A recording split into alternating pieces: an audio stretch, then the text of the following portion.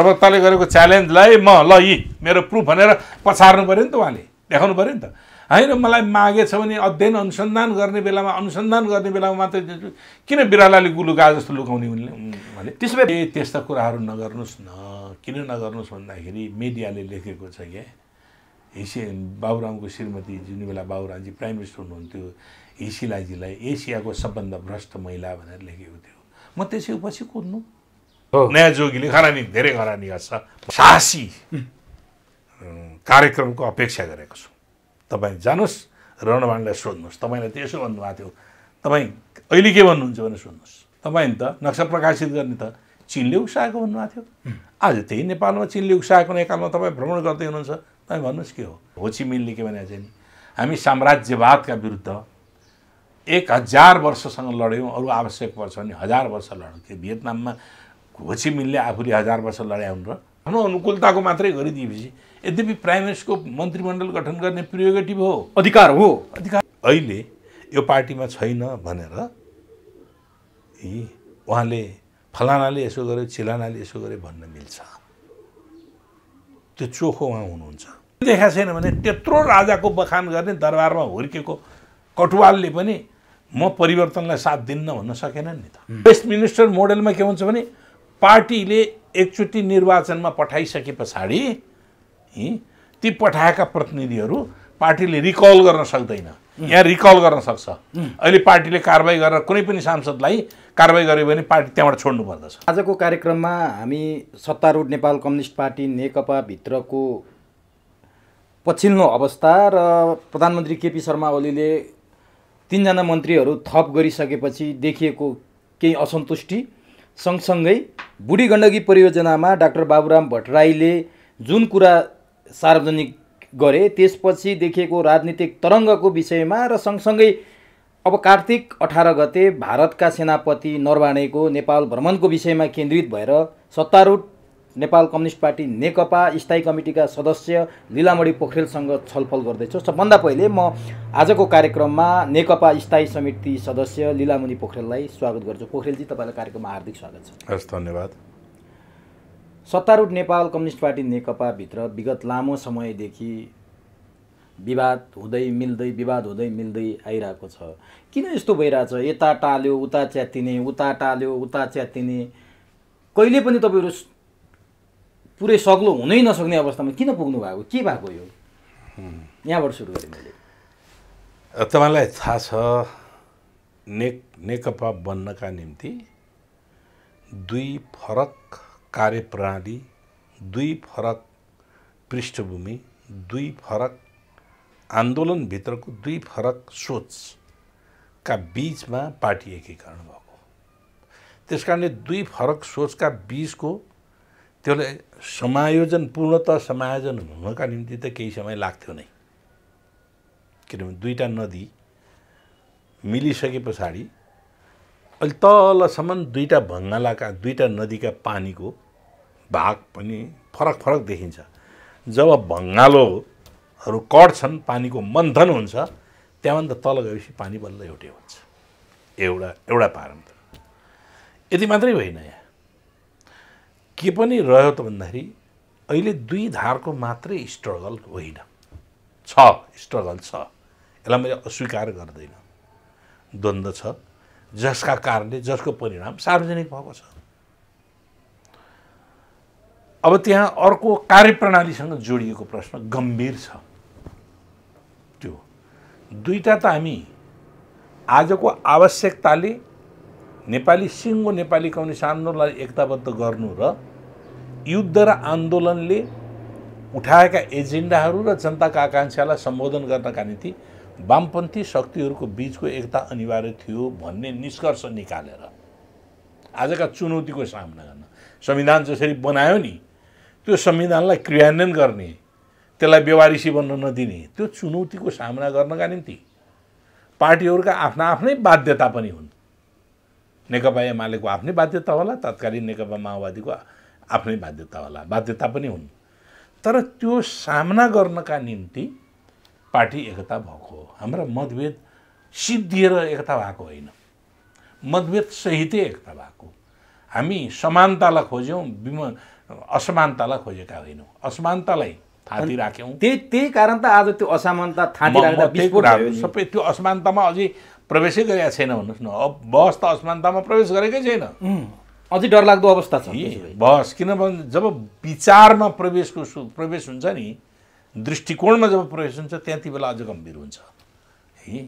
त्यो चाहिँ नि बहसको कुरो, वैचारिक बहसको समय त अझै गम्भीर अझ बाँकी छ। त्यसले कस्तो रूप लिएला त्यो अरू अहिले अर्को कार्यप्रणालीबाट उठेको बहस हो। त्यो कार्यप्रणालीको सन्दर्भमा हिजै नेकपा, तत्कालीन नेकपा एमाले भित्र गम्भीर रूपमा देखा परेको कार्यप्रणालीको बारेमा मतभेद रहेछ।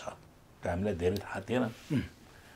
अहिले कस्तो देखियो त भन्दाखेरि अहिले आउँदाखेरि कार्यप्रणाली भर्सेस विचार समेत एउटातिर, अर्कोतिर कमरेड केपीको कार्यप्रणालीसँग जोडिएका अन्तर्विरोधहरू, कार्यशैलीसँग जोडिएका अन्तर्विरोधहरूको रूपमा यसरी देखा पर्यो, यसरी अभिव्यक्त भएको अहिले सतहमा देखिएको त्यही हो। र स्थायी समितिको बैठकमा देखा परेको बहसको केन्द्रबिन्दु पनि त्यही हो। अब नि कार्यशैलीसँग जोडिएको। तर म के भन्छु भने कार्यशैली पनि कहाँबाट आउँछ त भन्दाखेरि विचारले निर्देशित हुन्छ। विचारलाई अलग्याएर कार्यशैलीमा मात्रै बहस हुँदैन, त्यो विचार सँगसँगै आउँछ। विचारले कार्यशैलीलाई के गर्छ भने निर्देशित गर्छ। कुन कार्यशैली भन्नु, कुन विचार छ त्यसले निर्देशित गर्छ। त्यसमा नरम हुनु र त्यसमा अलिकति कठोर हुनु अलिक फरक पर्ला है, स्वभावमा फरक पर्ला। होइन भने कार्यशैलीलाई निर्देशित गर्ने पनि विचारै हो। अब ठिक छ। अब यो कुरो थियो र हामीले सहमतिलाई आधार बनायौँ। सहमतिको मेजर बिन्दु के थियो भने संविधान कार्यान्वयन थियो। समाजवाद उन्मुख समाज निर्माण गर्ने हाम्रो एउटै लक्ष्य थियो। समाजवाद उन्मुख समाज निर्माण गर्नका निम्ति के पूर्वाधार तयार पार्नु पर्दछ भन्ने कुराहरूको सन्दर्भमा भने हाम्रा बहस भएको थिएनन्। हाम्रो सोचाइ के हो त? हाम्रो सोचाइ के हो भने संसदीय राजनीतिक प्रणालीबाट समाजवादको आधार निर्माण बन्न सक्दैन भन्ने हो हाम्रो। र फेरि मैले बुझेको के हो, हाम्रो भने माओवादी लिगेसीको यस अब मैले बुझेको के हो त भने यो अहिलेको संविधान त्यो संसदीय पुरानो मोडेलको संसदीय प्रणाली पनि होइन भन्ने हो मेरो चाहिँ।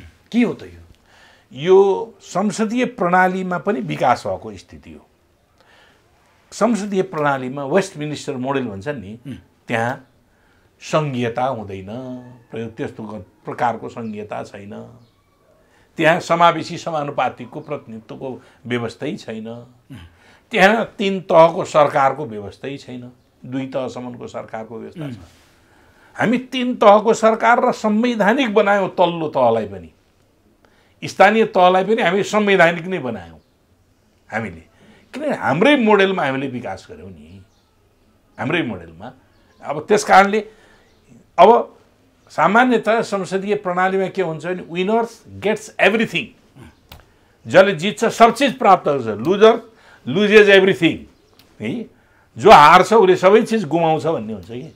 यहाँ त प्रोपोर्सनल सिस्टम हुने बित्तिकै उसले हार्ने कुरो आएन, उसको प्राप्त गरेको मतको आधारबाट पार्लियामेन्टमा प्रतिनिधित्व गर्छ, पार्लियामेन्टबाट बाहिर जानु पर्दैन। यो र स्थानीय तहमा आफ्नो अटोनोमी सरकार पनि चलाउँछ, उसले आफ्नो सरकार पनि। तर जुन समानुपातिकको कुरा गर्नुभयो नि तपाईँले, कतिपयले के भनिरहेछन् भने सबैभन्दा अहिलेको संविधानले कल्पना गरेको समानुपातिक नै मुख्य समस्याको जड हो, जहाँ निर्वाचित भएर आएका मान्छेहरूलाई जति अधिकार छ समानुपातिकलाई त्यति दियो। समानुपातिकलाई त प्रधानमन्त्री चयन गर्ने अधिकार दिनै हुन्थेन भनेर पनि एकतिरबाट तर्क भइरहेछ। उ त जनताले अनुमोदन गर्ने मान्छे होइनन् नि तिनीहरू त।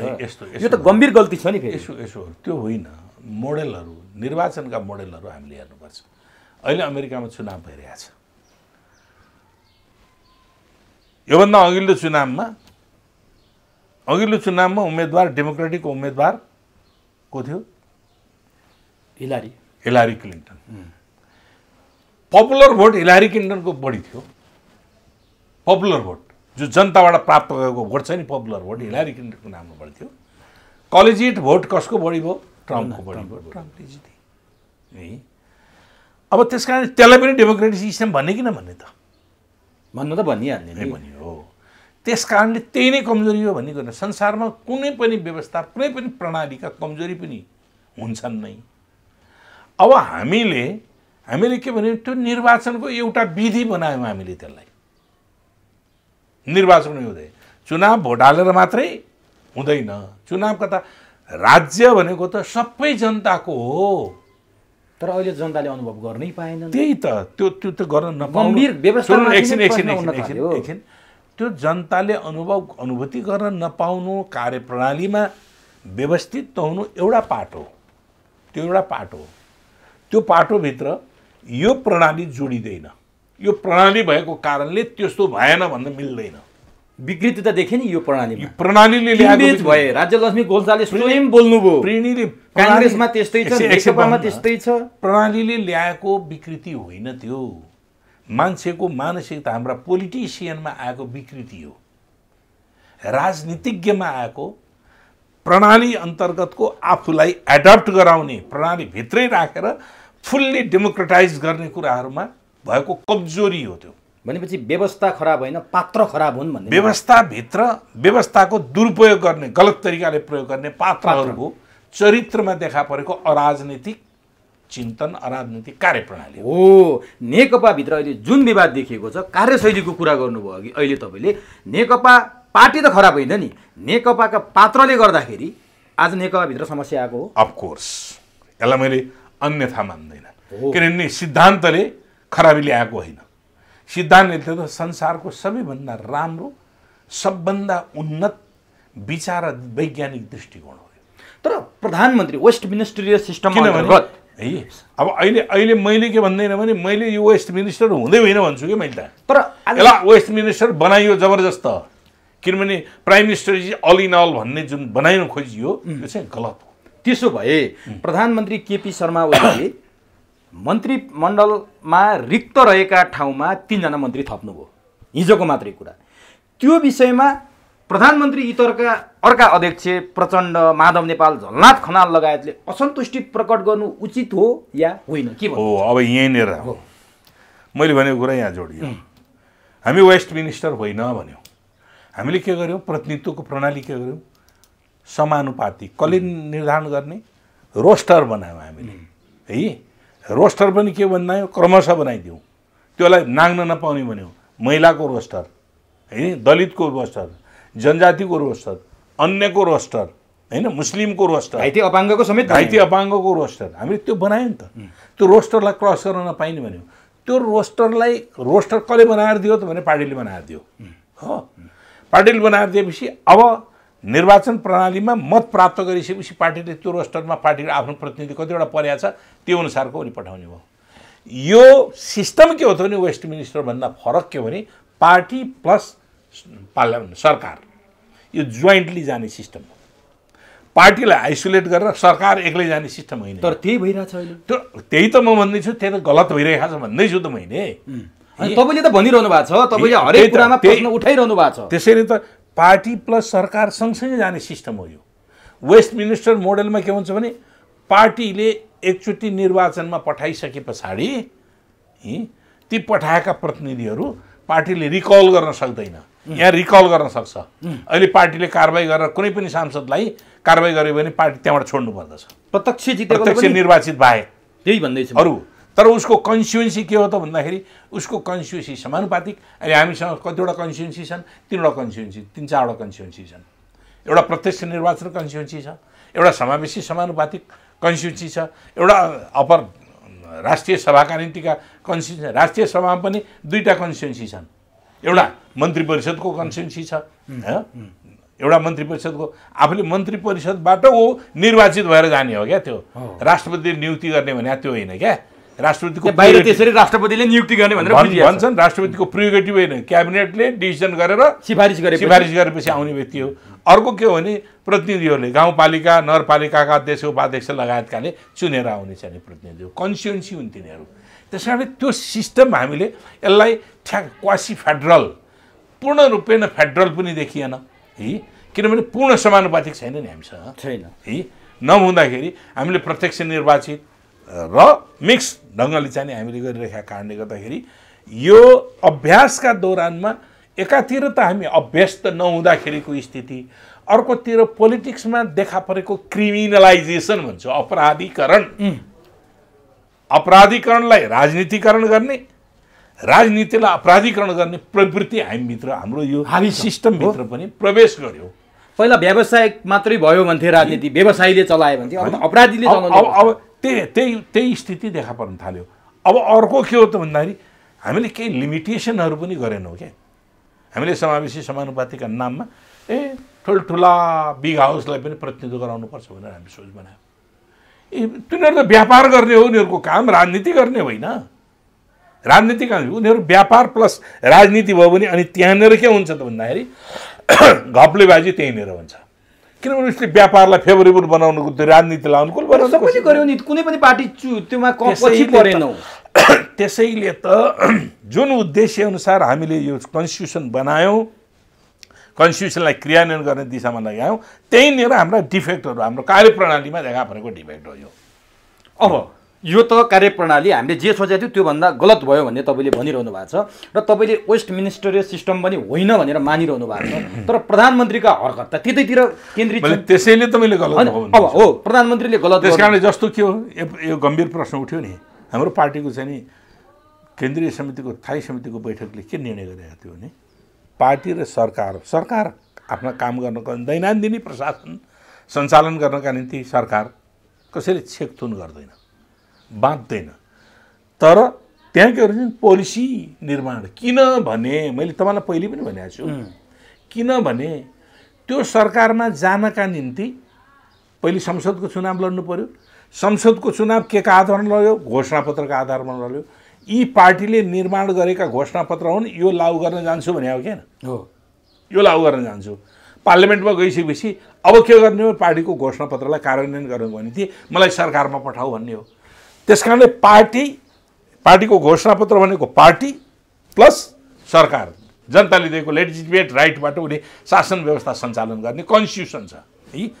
पार्टी प्लस सरकार र त्यसले के अपरेट गर्छ भने कन्स्टिट्युसन अपरेट गर्छ।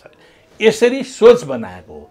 त्यस कारणले एब्सोल्युट निर्वाचित भएको प्रधानमन्त्री एब्सोल्युट के हुन सक्दैन भन्दाखेरि पार्टीभन्दा अलग रहेर सम्पूर्ण चिज एक्लै गर्ने भन्ने कुरा हुनै सक्दैन, यो गलत कुरा हो। त्यसो भए मुख्य समस्या प्रधानमन्त्रीको कार्यशैली, जसले पार्टीले सरकार सञ्चालन गर्नु पर्थ्यो त्यसलाई नजरअन्दाज गरेको परिणाम हो आज नेकपाभित्रको विवाद। मलाई व्यक्ति तोक्न केही पनि नलगाउनु। हैन, म केपी ओलीले भनिरहेको मैले प्रिन्सिपल मात्रै भनिरहेको छु।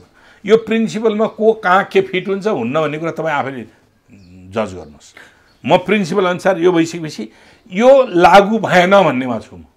तर नि तपाईँ अब त्यस कारणले के भन्दा नि हरेक नीति त्यो पार्टीले नीति बनाएको छ नि। जस्तो मानव एकछिनको निम्ति हामीले के बनायो भने आर्थिक नीति भनेर बनायो, पार्टीले नीति बनायो। त्यो पार्टीले आर्थिक नीति बनाएको चाहिँ जनताको बिचमा म्यान्डेट लिनु भएन, मैले यो आर्थिक नीति लागू गर्नको निम्ति जाने हो भने हो नि त, हो नि त। जस्तो कूटनैतिक प्रतिनिधिहरू नियुक्ति हुन्छन् नि, कूटनैतिक प्रतिनिधि नियुक्ति हुने बेलामा के हुन्छ भने त्यसले त्यो सरकारले गर्ने कामको प्रतिनिधित्व गर्नका निम्ति अरू मुलुकहरूमा जाने हो नि के। अघिल्लो सरकारले गर्ने कामको प्रतिनिधित्व गर्नको निम्ति होइन, पछि गर्ने होइन। सरकार फेरियो भने सरकार फेरिएपछि उसको कार्यक्रम, सरकारको कार्यक्रम पनि फेरिन्छ, प्राथमिकता पनि फेरिन्छ। जो आउँछ उसले आफ्नो कार्यक्रम र आफ्नो प्राथमिकताको कुराहरू राख्दछ र त्यही कार्यक्रम आफू अनुकूलको कूटनीतिज्ञ आफू अनुकूल कूटनीति, त्यो सामान्य प्रक्रिया। सरकार परिवर्तन हुने बित्तिकै कूटनीतिज्ञहरू पनि परिवर्तन हुनुपर्छ भन्ने प्रिन्सिपल यो। मैले यो कुरा बुझेँ, मैले तपाईँलाई व्यक्तिमा केन्द्रित भएर कुरा गर्नु मैले जोड दिन खोजेँ। तपाईँ नेकपाको स्थायी कमिटी सदस्य हो। केही महिना अगाडि नेकपाको स्थायी कमिटी बैठक विवादका बीच एउटा सहमतिमा पुगेर टुङ्गियो, जहाँ प्रधानमन्त्रीले कुनै पनि नियुक्ति गर्दा, संवैधानिक नियुक्ति गर्दा, सरकारले ल ठिक छ, सरकारले कुनै पनि संवैधानिक नियुक्ति गर्दा अथवा कुनै पनि निर्णय गर्दा स्थायी कमिटी, सचिवालय अथवा अध्यक्ष द्वयको सल्लाह अनुसार पार्टीको समन्वयमा गर्ने भनेर तपाईले निर्णय गर्नुभयो। यस त्यही हो। तर त्यो त देखिएन नि त। नदेखिँदाखेरि प्रधानमन्त्रीले तपाईँ त्यसै नदेखिँदाखेरि त्यो पार्टीको अनुकूलको पार्टी अथवा पार्टीले डिसिजन गरेको अनुकूलको भएन। अब के हुन्छ त? त्यस कारणले एब्सोल्युट होइन भन्ने। अब के हुन्छ त? प्रधानमन्त्री यसले त एउटा कन्ट्राडिक्सन सिर्जना गरिहाल्छ नि। अब एउटा कन्ट्राडिक्सनमा तपाईहरु बसिराख्ने भने life is struggle and contradiction भन्छ के। जीवन नै द्वन्द्व हो, जीवन सङ्घर्ष हो भन्ने छ। तपाईँ कतिसम्म बाँच्ने म कतिसम्म बाँच्ने के ठेगान छ र छैन होइन हरेक म त्यही भन्दछु सरकारभित्र पनि एउटा लामो कोर्स भन्छन् भियतनाममा एकजना चाहिँ नेता हामीले जसलाई अन्तर्राष्ट्रिय नेता पनि मान्दछन् होचिमिनले के भनेको छ नि हामी साम्राज्यवादका विरुद्ध 1000 वर्षसँग लड्यौँ अरू आवश्यक पर्छ भने 1000 वर्ष लड्यौँ त्यो भियतनाममा होचिमिनले आफूले 1000 वर्ष लड्या हुन् र तर ग्रासरुटको जनताले यो कुरा बुझ्दैन मान्दैन होचिमिन चिन्दैन त्यसैले त मैले ग्रासरुटले के गर्छ के खोज्छ भन्दाखेरि राज्यले दिने रिटर्न खोज्छ डेलिभरी खोज्छ जनताले थ्योरी कसले खोज्छ त भन्दाखेरि पार्टीभित्रको लिडरसिपले थ्योरीलाई मिलाएर डेलिभरी दिने कुराहरू त हुन सकेन नि त त्यही सकेन त मैले सकेन भने अब यहाँ म कहाँनिर जोड्दैछु भने प्रधानमन्त्रीले हिजो 3 जना मन्त्री नियुक्ति गर्नुभयो केहीको हेरफेर पनि गर्नुभयो उप प्रधानमन्त्रीलाई रक्षा मन्त्री खोज्नुभयो उप प्रधानमन्त्री मात्रै बनाइदिनु भयो कतिले पुरस्कृत गरे भने कतिले सजाय दिएको भने त्यो छुट्टै बहस होला म त्यतातिर गएन मैले जान्न खोजेँ जस्तो अर्को समूह छ नि प्रचण्ड नेपालको समूह प्रचण्ड दिनभरि बालुवाटारमा बस्नुहुन्छ ओलीसँग सल्लाह गर्नुहुन्छ खुमलटार फर्केपछि विरोध गर्नुहुन्छ जस्तो संवैधानिक नियुक्तिमा पनि यस्तै भयो अध्यादेशमा पनि यस्तै भयो राजदूत नियुक्तिमा यस्तै भयो हिजो भएका 3वटा मन्त्री नियुक्तिमा यस्तै भयो क्या प्रचण्ड दिनभरि बसेर सल्लाह दिने ओलीले बेलुका गरिदिने अनि प्रचण्डले खुमलटारबाट प्रतिक्रिया दिने यो बाहेक अर्को हुने होइन नेकपामा यो तपाईँहरूले सरल ढङ्गले पनि परिभाषा नगर्नुहोस् प्रचण्ड दिनभरि बस्नुभएको थियो अनि यहाँ आएर नियुक्ति गरिसकेपछि आएर विरोध गर्नुभयो भन्ने कुरो चाहिँ होइन के हो त वास्तविकता होइन त्यहाँ चाहिँ नि अहिले हामीले सुनिरहेको हामीले पहिले पनि भनेका हौँ अहिले पिपुललाई डेलिभरी दिनका निम्ति जसले राम्रो पर्फर्मेन्स दिएका छन् जसले राम्रो काम कारबाही गरेका छन् जुन मन्त्रीहरू कम्पेरिटिभली है तुलनात्मक रूपले जसले गरेका छन् उनीहरूलाई राख्ने अब जो अलिक कमजोर देखिएको छ उसलाई फेर्ने तर कसरी गर्ने त भनेर भन्दाखेरि उसलाई पनि कारबाही गरेर फालेको अनुभूति नभनाऊ प्राइम मिनिस्टर त अलरेडी पार्लियामेन्टले चुनेकै छ नि त मन्त्री त पार्लियामेन्टले चुने होइन मन्त्री भएन त प्राइम मिनिस्टरले चुनेको है प्राइम मिनिस्टर चुनिसकेपछि प्राइम मिनिस्टरले एकचोटि मन्त्रीमण्डलमा राजीनामा देऊ भन्ने है आफू मात्रै रहेर राजीनामा देऊ भन्ने राजीनामा दिएपछि जुन जुन मन्त्रीलाई पुनर्नियुक्ति गर्ने हिजो भएकालाई पुनर्नियुक्ति गर्नुभएको छ तिनीहरूलाई पनि नियुक्ति गर्ने जसलाई नयाँ नियुक्ति जुनमा फेर्नुपर्ने हो तिनीहरूलाई फेरेर नयाँ नियुक्ति गरेर क्याबिनेटलाई रिफ्रेसमेन्ट पनि एउटा गर्ने भन्ने कुराहरू यो एडभाइस अध्यक्ष दुईको छलफल यो माथि केन्द्रित यो थियो र यो नै उपयुक्त पनि हुन्थ्यो होला यो पनि उपयुक्त हुन्थ्यो कि यही नै राम्रो हुन्थ्यो सबभन्दा राम्रो किनभने हट्नेलाई पनि कारबाही गरेर फाल्यो भन्ने त्यो फिल नहुने एउटा मात्र मन्त्रीलाई फात्तै झिकेर अर्को मन्त्री ल्याउँदाखेरि त उसलाई कारबाही गरेर फाले जस्तो हुने भयो नि त त्यस कारणले त्यो पनि नहुने भन्ने थियो अब त्यो कुरो चाहिँ त्यो कुरोमा उहाँले त्यो अब त्यहाँ भएन छ रिक्त स्थान पुरै त मात्रै हो भनेर सुभाष रिक्त स्थानको पनि यति बेला के सोच्नु पर्दथ्यो भन्दाखेरि त्यसको पूर्ति गर्ने कुरोको सन्दर्भमा पनि अहिलेको स्ट्रगलको बीचमा सबैका भावनालाई समेट्नुपर्छ नि त त्यो त ओलीको भावना मात्रै समेट्यो ओली पक्षका मात्रै मन्त्री बने सबैको भावनालाई समेट त्यो भावना नसमेटिँदाखेरि के हुने भयो भने अहिले त स्ट्रगल छ नि त स्ट्रगलका पार्टहरूलाई त समेट्नु पऱ्यो नि त मैले भने त्यो हो स्ट्रगल छ स्ट्रगलका पार्टहरूलाई सम्बन्ध पऱ्यो एकीकरण भएको छ एकीकरण प्रक्रिया अझै टुङ्गिसकेको छैन बाँकी छ टुङ्गेका कुनै एकीकरण प्रक्रियाका कुराहरूलाई समेट्नु पऱ्यो समेट्दाखेरि त मन्त्रीमण्डलमा पनि समेट्ने हो नि अनि पो कार्यप्रणालीका निम्ति एकजुट भएको एउटा टिम बन्न सक्दछ नि त त्यो नभनेर आफै मात्रै गरिसके अथवा आफ्नो अनुकूलताको मात्रै गरिदिएपछि यद्यपि प्राइम मिनिस्टरको मन्त्रीमण्डल गठन गर्ने प्रिरोगेटिभ हो अधिकार हो तर त्यो अधिकार पनि एक्लैले प्रयोग गर्न हाम्रो जस्तो अहिलेको स्थिति शक्ति सन्नुटु अवस्थामा एक्लैले प्रयोग गर्ने होइन समन्वय गरेर गर्ने हो भनेर त हामीले पासै गरेका छौँ त त्यसो भए किन गरिरहनु भएको छैन केपी ओलीले त्यो चाहिँ उहाँलाई सोध्नुहोस् कि मलाई तपाईँ जिम्मेवार नेता त होइन मैले त्यो भन्ने होइन किनभने किन गर्नुभएको छ त भन्ने कुरा त मैले भने कार्यप्रणालीले त्यसो भए के हुन्छ त यसले कता लैजान्छ यसले यस्तो कार्यप्रणालीले पार्टीभित्र अन्तर्विरोध जन्माउँछ नयाँ अन्तर्विरोध फुट्छ भन्दा झन् त्यो बल पुग्ने होइन त्यो होइन त्यो म फुट्ने उसमा जाने भए त यो दिशामा हुने नै थिएन नि फुट्ने कुरामा जाने कुराहरू यो दिशामा कर्णालीमा त्यो घटना घट्यो त्यसलाई डाइभर्ट गर्नलाई केपी ओलीले फेरि यतातिर ल्याएर मान्छेको ध्यान यता आकर्षण गरिदिनु यसो गर्नुहोस् न तपाईँहरूले पत्रकारहरूले त्यसलाई विश्लेषण गर्नुहोस् है त्यो डाइभर्ट गर्नको निम्ति हो कि होइन भन्ने कुराहरूको विश्लेषण त्यसलाई जजमेन्ट तपाईँहरूले गर्नुहोस् किन तपाईँहरूले सिन देखिराख्नु भएको छ हामीले के गर्नु भने हामी इन्टरनल्ली हाम्रो कुराहरू के छ पार्टीभित्रको कुराहरू हामी त्यो गर्छौँ त्यसो भए म एउटा कुरा सोध्छु तपाईँलाई यो तपाईँलाई थाहा छ कर्णालीको कर्णालीमा गएन त्यही त कर्णालीको पनि एब्रप्टली अथवा अचानक त्यो घटना घट्नु अप्रिय थियो।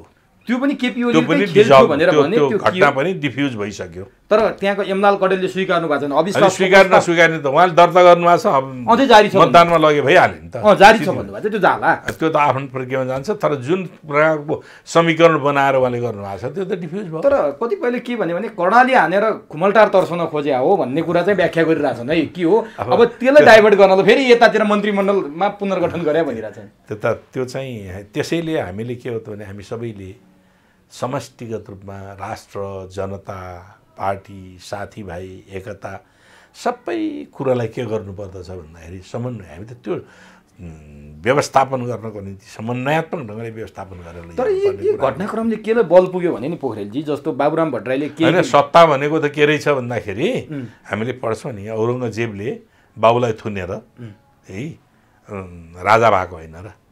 हामी त इतिहास सत्तामा जे पनि हुन्छ, सत्तामा जे भण्डारखाल भयो, भयो, सारा भयो नि त, थोरै भएन। इतिहास त हेरेकै छु। उसको हत्यारा के अरे गगन सिंहको हत्यारा को भन्दाखेरि रानी 104 वर्ष निरङ्कुश शासन आयो। गगन सिंहको हत्यारा जङ्गे हो भन्नेलाई पनि काटियो, सबै काटियो भने सत्ता त्यति निर्मम हुन्छ। सत्ता चाहिँ नि निर्मम हुन्छ। किनभने राजनीति हत्याकाण्ड के हो त, कहाँ जाने, धेरै पर पुग्नुपर्छ र। त्यसो हो भने म एउटा कुरा सोध्न, सत्ता भनेको त्यसरी बुझ्छन् कि मलाई नि पोखरेलजी जानेर एउटा कुरा जान्न मन लाग्यो। केही दिन अघि बाबुराम भट्टराईले के भने त्यो बुढी गण्डकी त म आउँछु, तपाईँ जलस्रोतको विभागको प्रमुख भइसक्यो तत्कालीन नेकपा माओवादी हुँदाखेरि, म त्यो विषयमा आउँला।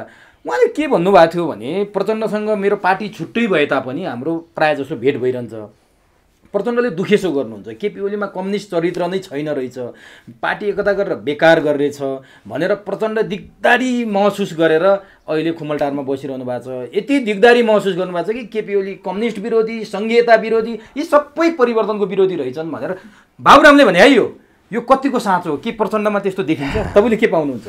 पहिलो कुरो त प्रचण्ड र बाबुराम मित्रताको बिचमा प्रचण्डजीले मानु भन्नुभएको रहेछ भने बाबुरामले त्यसरी सार्वजनिकमा बोल्नु बेइमानी हुन्छ। सिक्रेट कुराहरू यसरी ओपन गरिदिनु हुन्थेन। बोल्नुभएको रहेछ भने पनि होइन। दोस्रो कुरो, उहाँ सरकारमा प्रधानमन्त्री पनि भएको, अर्थमन्त्री पनि भएको। उहाँको प्रधानमन्त्रीत्व कालमा, उहाँको अर्थमन्त्रीत्व कालमा के भयो, त्यसमा उहाँ कति जिम्मेवार हो। अहिले यो पार्टीमा छैन भनेर उहाँले फलानाले यसो गर्यो, चिलानाले यसो गर्यो भन्न मिल्छ? त्यो चोखो उहाँ हुनुहुन्छ यदि। तेस्रो कुरो के हो भन्नुहुन्छ भने बुढी गण्डकीको कुरो, त्यहाँ त म आउँछु, त्यो छुट्टै विषय नै। त्यस कारणले मैले यो किनभने अर्को केपी ओलीले यस्तो गतिविधि गर्ने, प्रचण्ड दिगदारी हुने, बाबुराम भट्टराई त्यसो बोल्दाखेरि के साँच्चै साथीहरूको बिचमा, दुईटा साथी भन्छु के, जनयुद्धका त सहयात्री हुन् नि, दुईटाको बिचमा अन्तरङ्ग कुराकानी हुन सक्छन्, नहुने भन्ने कुराहरू हुँदैन है। जोसँग अन्तरङ्ग खुल्न सकिन्छ त्यो खुल्ने कुराहरू हुन सक्छन्।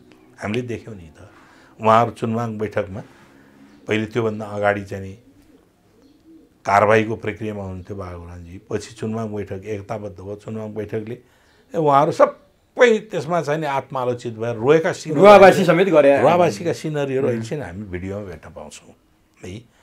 त्यो त उनीहरू सहकारी, उहाँहरू त पहिले सहकारी गरेर बस्नुभएको थियो नि त। बस्नुभएको अन्तरङ्ग ती कुराहरूका सन्दर्भमा कसले भात के खाइस्, तरकारी के खाइस् भन्ने पनि हुन्छ नि। भात खाने कुरामा मैले त फलाना चामलको भात खाएँ अथवा ढिँडो मिसेर खाएँ अथवा तरकारी खाँदाखेरि आज खुट्टाको कुखुराको खुट्टा परेछ भन्ने कुरा त नि त्यो छलफल कुराकानीको दौरानमा हुनसक्छ। त्यो कुरो सार्वजनिक गर्ने हुन्छ र? यस्ता कुराहरू कतिपय व्यवहारिक प्रश्नहरू हुन्छन् जुन व्यवहारिक कुराहरूको बिचमा भएका कुराहरू सार्वजनिकरण गरिँदैन। अब जहाँसम्म पोलिटिकल्ली स्टन्टबाजी छ, पोलिटिकली स्टन्टबाजीका सन्दर्भमा कतिपय कुराहरू प्रयोग गर्नका निम्ति गरिएका हुन सक्छन्। पोलिटिकल जसलाई हामी पोलिटिकली स्टन्टबाजी भन्छ। यो किन जोडिए मैले भने जस्तो केपी ओलीका कार्यशैली, प्रचण्डको अभिव्यक्ति, असन्तुष्टि, त्यही बेला प्रचण्डले बाबुराम वैद्य र व्यताको बेलामा पनि नेपालका सबै कम्युनिस्ट शक्तिहरू एकजुट हौँ। बाबुरामजीहरू पनि आउनु पऱ्यो, विप्लव पनि आउनु पऱ्यो, किरणजी पनि आउनु पऱ्यो, सबै आउनु पऱ्यो।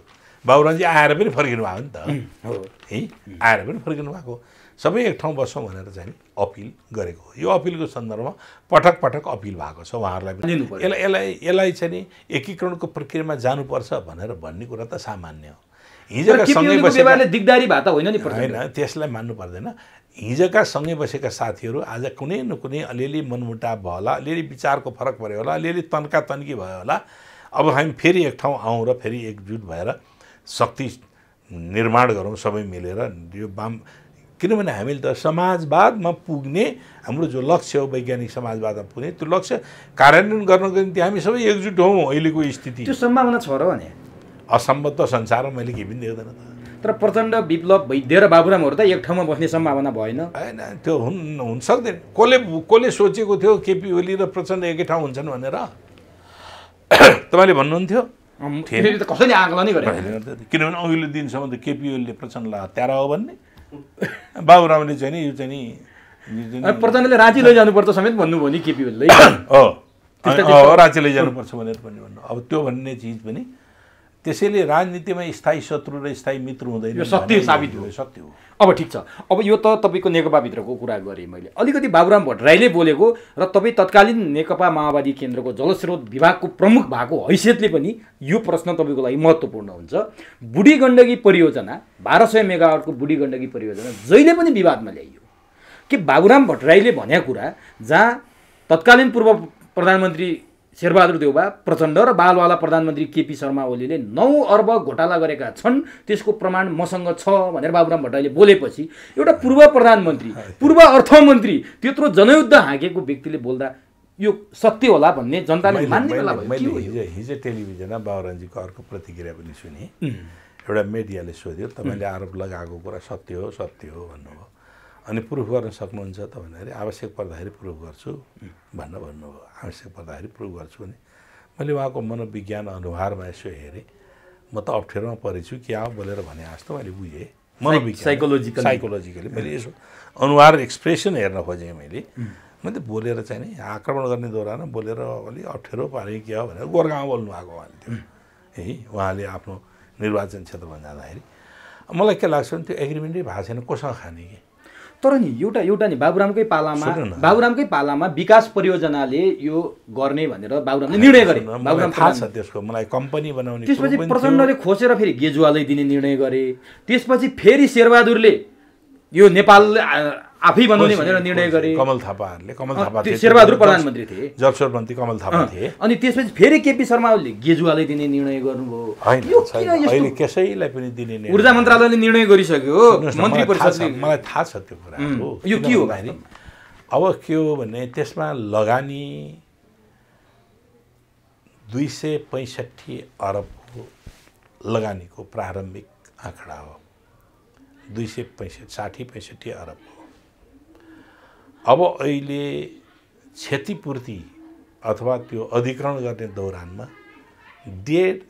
लगभग चाहिँ 30-35 अरब रुपियाँ कति गइसकेको छ है त्यो योजना बनाउने भनेर हामी तेलमा प्रति लिटर 5 रुपियाँ बढ्ता तिर्दै पनि छौँ है कर लिने लगभग 40-42 अरब रुपियाँ त्यसबाट पनि उठिसकेको छ यो आयोजना नेपालको जलाशययुक्त आयोजना एउटै मात्रै हो जसको डिपिआर भएको छ डिटेल प्रोजेक्ट रिपोर्ट तयार भएको आयोजना अर्को छैन म के भन्छु भने हाम्रो लागि डिपिआर भइसकेको आयोजनाहरू क्यान्सल गर्नु हुँदैन किनभने जलाशययुक्त आयोजना भनेको धनसारको धान हो जुन बेला चाहिन्छ त्यही बेला झिकेर पकाउने ल्याउने कुटेर त्यो हामी आजसम्म रन अफ द रिभर है नदीको बहावमा आधारित प्रोजेक्टहरू सञ्चालन गरेका छौँ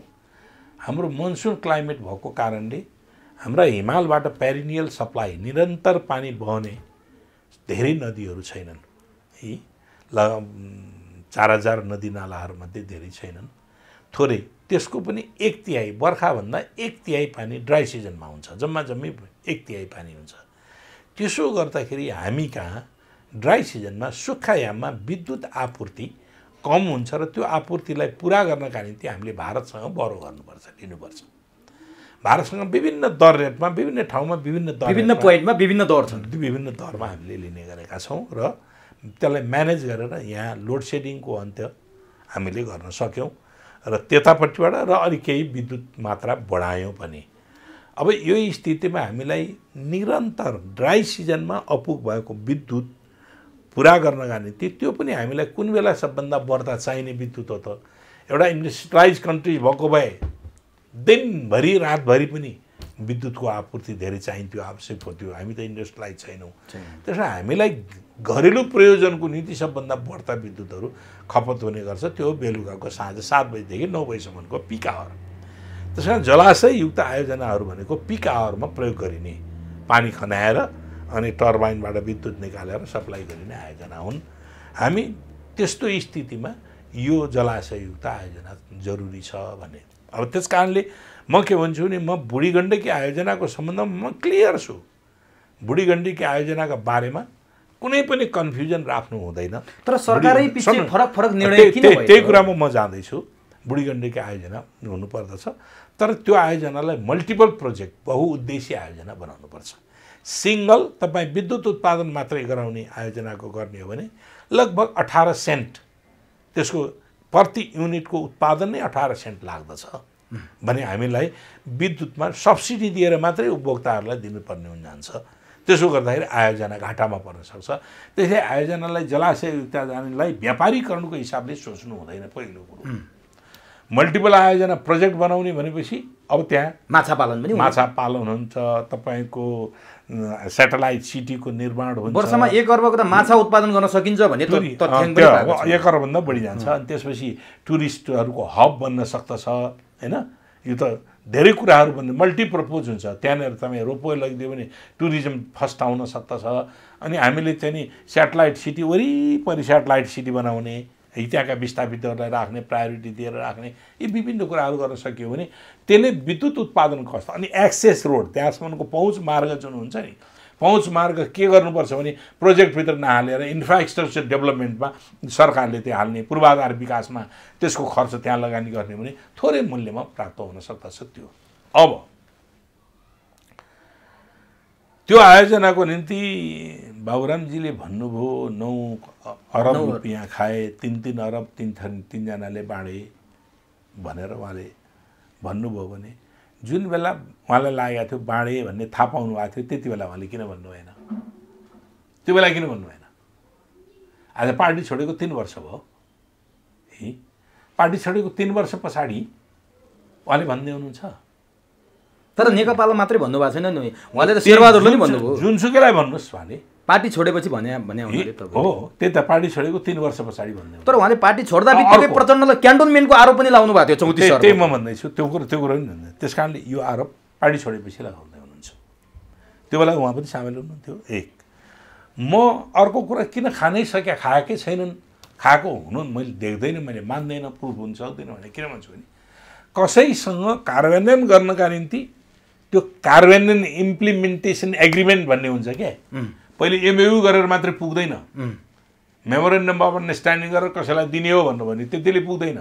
त्यस पछाडि कार्यान्वयन गर्न अधिकार दिइन्छ क्या। त्यसलाई कार्यान्वयन गर्ने अधिकार दिँदाखेरि सबै शर्तहरू राखिन्छ। त्यहाँ के उसले पालन गर्नुपर्ने, राज्यले के पालन पर्ने, प्रोजेक्टले के पालन गर्नुपर्ने, सबै शर्तहरू राखेको हुन्छ।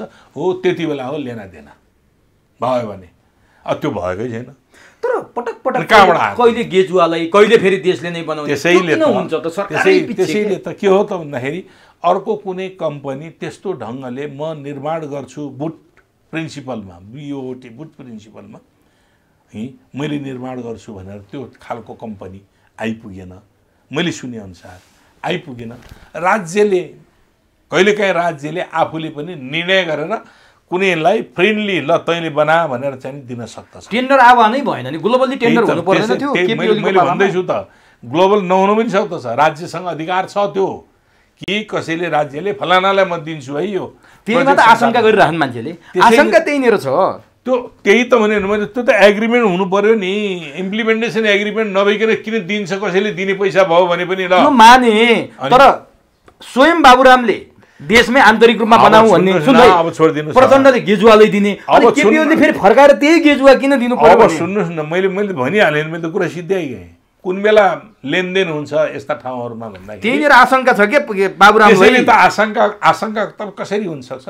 त्यो जब एग्रिमेन्टै भएको छैन। तर उहाँले के भन्नुभयो थाहा छ? यदि यो प्रमाणित भएन भने म झुन्डेर मन तयार छु। उहाँसँग सोध्नुहोस्, त्यो मलाई त्यसको सरकार छैन, उहाँले किन भन्नुभयो? एउटा चाहिँ उहाँले चाहिँ एउटा भन्नुभएको छ नि, यो भ्रष्टाचार जस्तै एटीको, ओम्नीको, एनसेलको यी सारा हुँदाखेरि उहाँले एउटा आयोगै बनाऊ भनेर चाहिँ ओके त्यो त तयार आयोग बनाउने कुरा त एकदम क्वाइ गजबले आयोग बनाएर छानबिन हुनुपर्ने कुराहरू त्यस्तो हुन्छ भने सर्वाधिकार सम्पन्न आयोग बनाएर भ्रष्टाचार सम्बन्धी चाहिँ छानबिन हुने कुरा। अब तपाईको एकदम खुसी छ। तपाईको पार्टीको प्रवक्ताले यो चुनौती दिनुभयो, यो प्रमाणित गरेर देखाउँ भनेर बाबुरामलाई।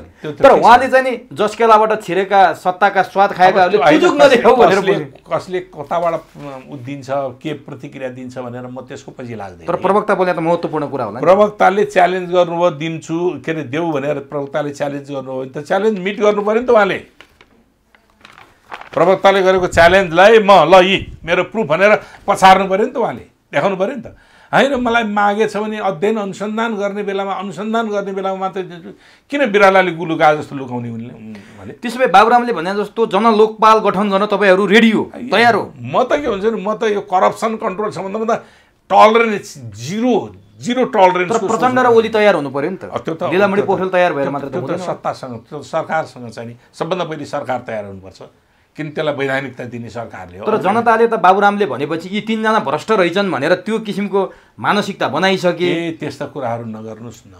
किन नगर्नुहोस् भन्दाखेरि मिडियाले लेखेको छ क्या, बाबुरामको श्रीमती जुन बेला बाबुरामजी प्राइम मिनिस्टर हुनुहुन्थ्यो, हिसिलाजीलाई एसियाको सबभन्दा भ्रष्ट महिला भनेर लेखेको थियो।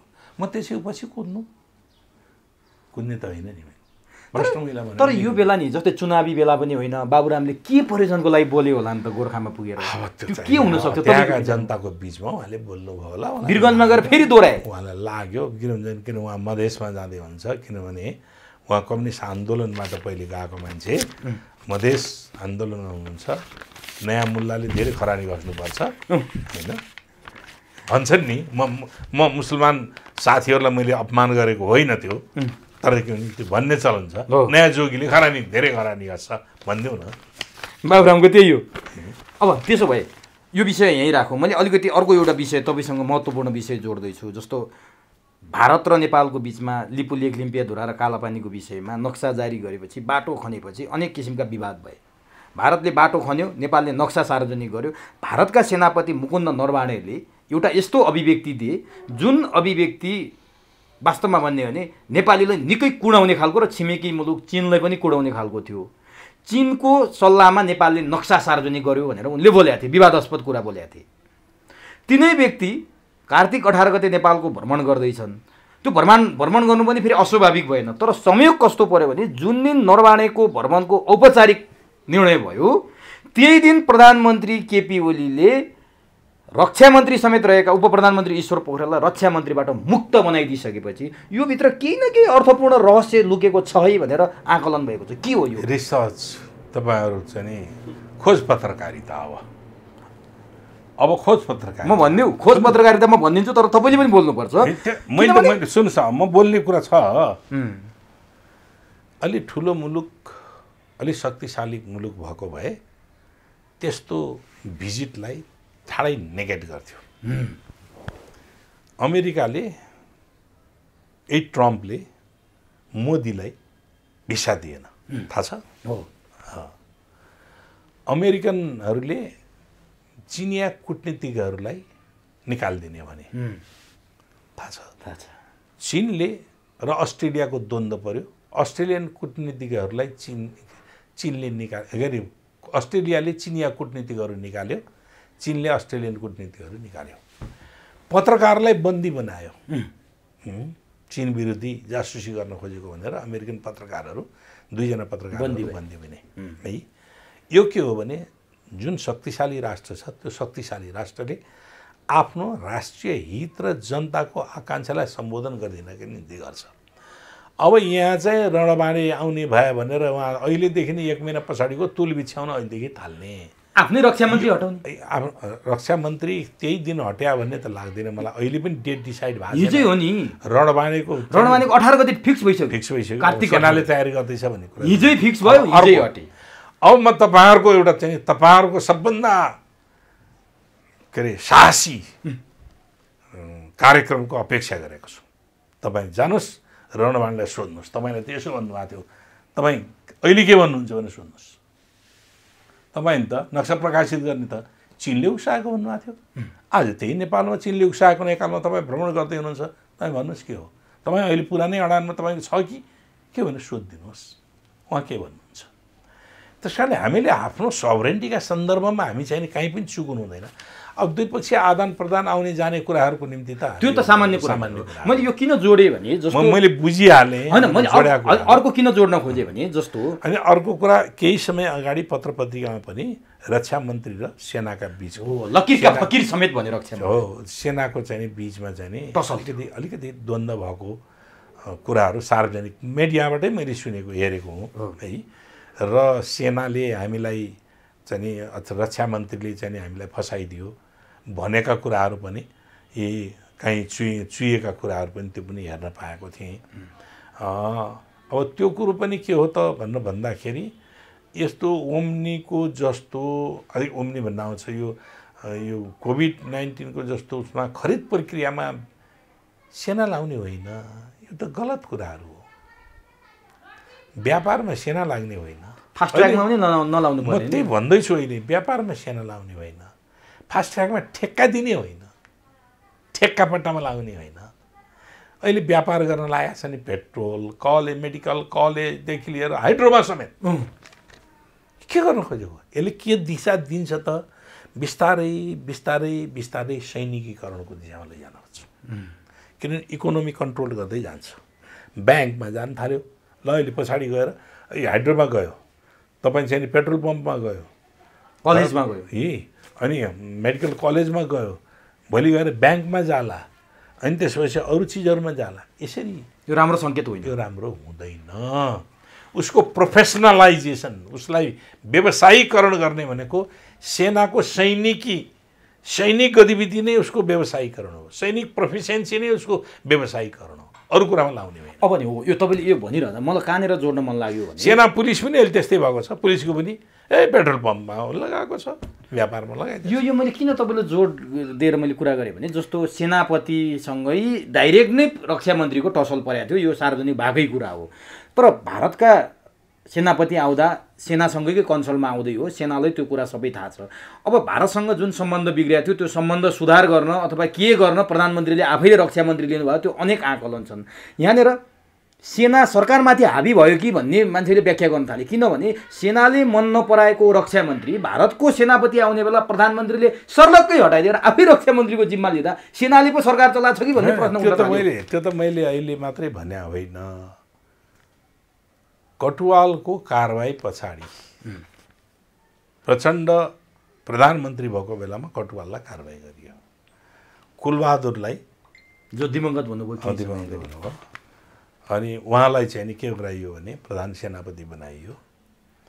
18वटा पार्टीको निवेदन राष्ट्रपति कहाँ भयो, परमाधिपति भने हुनाले परमाधिपतिको अधिकार सम्पन्न परमाधि होइन, मानार्थ हो नि त। परमाधिपति भने हुनाले परमाधिपतिले कारवाही उल्टाउनु भयो, कार्यकारी मन्त्री परिषदले गरेको कारवाही उल्टाउनु भयो र तिमी नै प्रधान सेनापति छौ भनेर थमौती गर्नुभयो।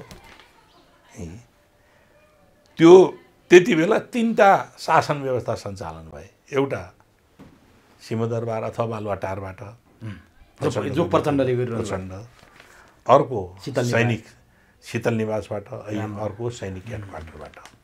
यसरी सैनिक हेडक्वार्टरबाट मन्त्री परिषदले नियुक्ति गरेको सेनापति कहाँ छ, मन्त्री परिषदले बर्खास्त गरेको सेनापतिले सेना सञ्चालन गर्यो।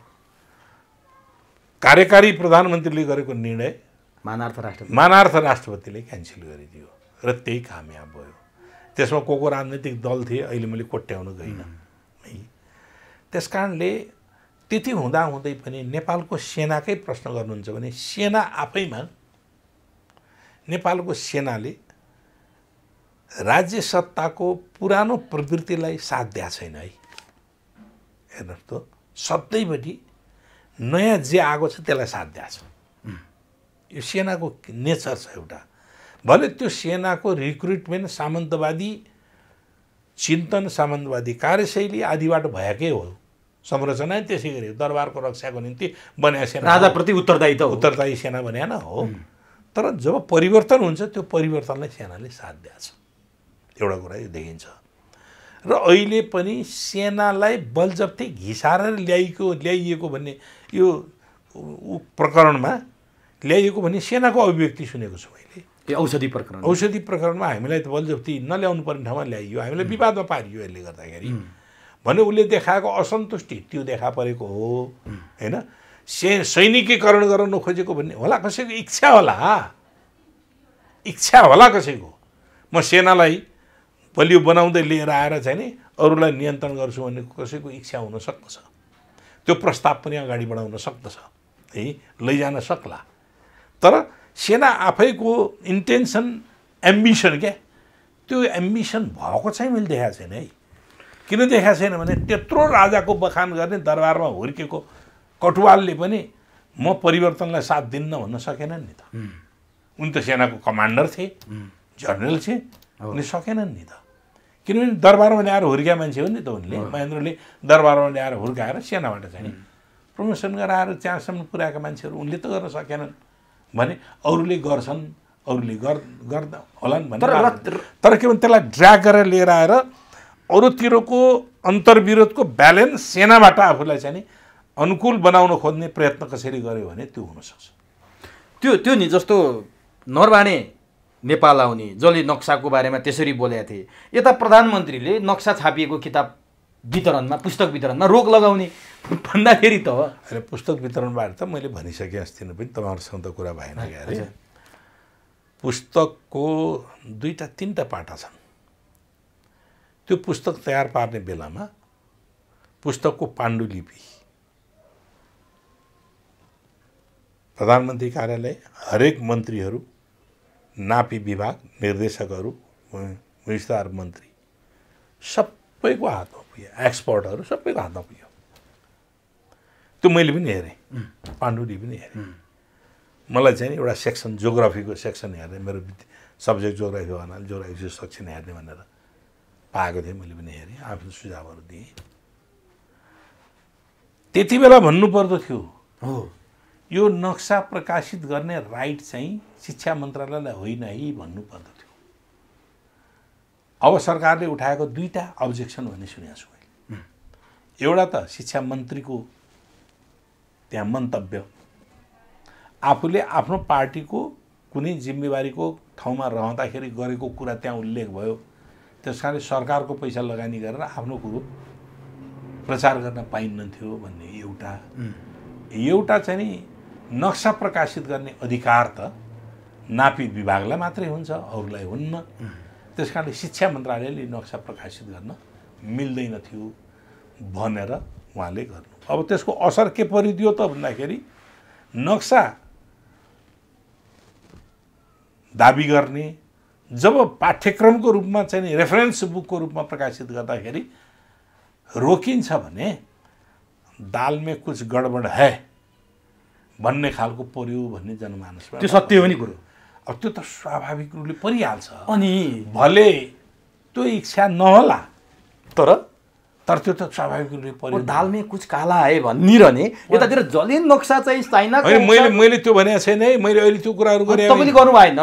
यतातिर तर प्रतिक्रिया त्यो ढङ्गले आयो। त्यो आयो त्यही बेला नक्सा प्रकाशन गर्न उस्काउने चाइना भन्ने मान्छे चाहिँ फेरि नेपालको भ्रमणमा आउँदैछन् भने यहाँ त केही न केही त हो कि भन्ने आशंका भयो नि त। अब नेपालको भ्रमणमा आउने कुरा त सामान्य ढङ्गले पनि बुझ्नु पर्यो। तर को आउँदैछ त्यो त मैले अघि नै भनिसकेँ। यदि शक्तिशाली राष्ट्र भएको भए नेगेट गरिदिन्थ्यो तिम्रो भ्रमण। हाम्रो कम्ती लाचारी भयौँ हामी है, त्यो स्वाभाविक देखिएको छ। अब म अन्तिममा एउटा प्रश्न सोध्छु।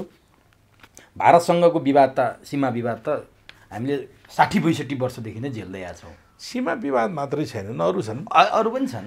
डेमोग्राफिक इन्क्रोचमेन्ट अथवा जनसङ्ख्या अतिक्रमण, सांस्कृतिक अतिक्रमण, नेपाली संस्कृतिलाई लोप भएर हिन्दी संस्कृतिको प्रवेश संस्कृतिको अतिक्रमण यी जुन प्रत्यक्ष देखिँदैनन् जमिन अतिक्रमण असमान सन्धि सम्झौता राजनीतिक हस्तक्षेप यी विभिन्न यी 5-7 प्रकारका हस्तक्षेपहरू छन्। यो त हामी भोग्दै आएको थियौँ। अब उत्तरी छिमेकी चीनसँग पनि हुम्लाको नामखामा सीमा विवाद छ भनेर आए केही कुराहरू, तर त्यो कुरा सरकारले ठाडै अस्वीकार गरिदियो। गृहमन्त्रीले परराष्ट्र मन्त्रीले होइन भनिदिनु हो। स्थलगत भ्रमणमा गएका सहायक सिडिओसँग सरकारले स्पष्टीकरणसम्म सोध्यो। यहाँ के देखियो भने त्यही विषयलाई लिएर काङ्ग्रेसले सीमा मिचिएको छ भनेर निरन्तर आवाज उठाएको छ। कम्युनिस्टले कुरा लुकायो भनेर हिजो मात्रै प्रवक्ताले त्यहाँ विज्ञप्ति निकाले। भारतले सीमा मिच्दा काङ्ग्रेस नबोल्ने, कम्युनिस्टहरू बोल्नुपर्ने, चीनले सीमा मिच्दा कम्युनिस्टहरू नबोल्ने, काङ्ग्रेस बोल्नुपर्ने, के भएको यो? त्यस्तो होइन, त्यही देखियो। त्यो किन होइन भन्दाखेरि चीनसँगको सीमा समस्याका सम्बन्धमा मेरो जहाँसम्मको जानकारी छ 1961 को सम्झौता चीनसँगका सीमा समस्याहरू हल भइसकेका छन्। इन्डियासँगका हाम्रा सीमा समस्या हल भएको छन्। हाम्रो नक्सा नै बनिसकेका छैन। 71-72 स्थानमा अहिले पनि विवाद छ। त्यो अलग कुराहरू छ। 182 वटा जुन नक्सा बनिया छ त्यो नक्सा बनेकोमा पनि के भएको छैन भने सिग्नेचर हुन सकेन। दुईटामा उनीहरूले विवादित क्षेत्र भनेर छोडे, सुस्तारा चाहिने कालापानीको क्षेत्रलाई। अरू ठाउँमा नक्सा उनीहरूले सही गर भन्न भनेको थिए, सही गरेन। अर्को त्यसमा पनि अर्को समस्या निक्ल्या छ। तत्कालीन माओवादी जनयुद्धको बेलामा त्यो नापी नक्सा हुन थाल्यो। नेपालबाट गएका कर्मचारीहरू तथाकथित बाहना माओवादीले चाहिँ यो गर्छन् भन्ने बाहनामा गएर इन्डियन टिमसँग गएर उनीहरूसँग बस्ने, उनीहरूसँग खाने, उतै रात बिताउने अनि आउने, फेरि उतै जाने गरे। त्यसले गर्दाखेरि हाम्रो भूभाग अस्ति आइसक्यो कैलालीको चाहिँ नि जुन कैलाली भूभाग आइस, त्यसै गरिकन उनीहरूले हाम्रो भूभाग जुन हो हाम्रो भूभागलाई नै उनीहरूले के गरिदिए त भन्दाखेरि उनीहरूसँग खानपिनको आधारबाट छोडिदिए भन्ने प्रश्न उठिरहेको छ। उसँगको नक्साङ्कनका सम्म हाम्रो टुङ्गो लागेको छैन। इन्डियासँगको विवादै छ किन राज्य स्तरमा पनि टुङ्गो लागेको छैन।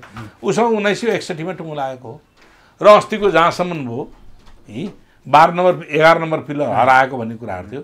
पछि त 11 नम्बर पिलर भेटियो। तर काङ्ग्रेसले जीवनबहादुर शाहीलाई त्यहाँ पठाएर स्थलगत रिपोर्ट ल्याएर हेर्दाखेरि सीमा मिचिएको छ, कम्युनिस्ट सरकार बोलेन। होइन, त्यो त सीमा मिचिएको छ भने कुनै केही समस्या पर्दैन के। अहिले त यत्रो आधुनिक अत्याधुनिक हामीसँग उहरू छ, साधनहरू छ। सीमाको पोइन्टहरू हाम्रो कहाँ छ, सेटेलाइटद्वारा नक्सा ट्रेस छँदैछ, त्यससँग मिलाउँदाखेरि। तर हतार गरेर सरकारले मिचिया छैन भनेर किन बोल्नु पर्यो? होइन, अब त्यो चाहिँ त सरकारले अघिल्लो दिन बोल्यो, अर्को दिन मात्रै गाविस त्यो चाहिँ पाइयो, के अरे स्तम्भ पाइयो भनेर भन्यो। अर्को कर्मचारीले एकैचोटि वक्तव्य दिने त होइन। तर सरकारले पनि अध्ययन गर्दैछु भनेर त भन्नु पर्यो नि। त्यो भए प्रक्रिया पुगेको ठहर थियो होला। अब तपाईँसँग धेरै कुराकानी भयो, लामो समय पनि गयो। अब कर्णालीको विवादपछि त्यहाँका यमलाल कँडेलले भने एउटा कुरालाई सापटी दिन्छु, म अरू कुरा गर्दिनँ। उहाँले के भन्नुभएको छ भने हामी देउबा पथमा हिँड्यौँ, सरकार देउबा यही पथमा हिँड्दा हिजो काङ्ग्रेसले अभिगत भोगेकै हो। अब हामी पनि देउबा पथमा हिँड्यौँ भने अर्को चुनावमा हामीलाई पनि गाह्रो छ है भनेर उहाँले दिएको अभिव्यक्ति अलिकति मलाई चाहिँ सोध्नै मन लाग्यो। तपाईँलाई अर्को चुनावमा के भनेर जाने नेकपा चुनाव लड्न? अब के भने त्यो देउबा पथमा हिँड्यौँ भने देउबाले राजदूत चलाए, देउबाले आइजिबी चलाए, देउबाले गर्न नहुने प्रधान न्यायाधीशलाई महाभियोग लाउने काम गरे। ती सबै काम गर्दा देउबाले आज सजाय भेटे। हामीले पनि अब त्यस्तै काम गर्न थाल्यौँ। त्यो त यमलाल कँडेलले आफैले भन्नुभयो। त्यो यमलाल कँडेलले नै आफैले भन्नुभयो नि त। उहाँसँग लिनुहोस् न, मलाई थाहा भएन त्यो। तर नेकपा चाहिँ अब के भनेर जाने त चुनावमा भाग लिनु? चुनावमा त अलिअलि के गरे के र नेकपाले अलिअलि असजिलो छ। अलिअलि असजिलो छ। अलिअलि भनेपछि त भइगयो नि।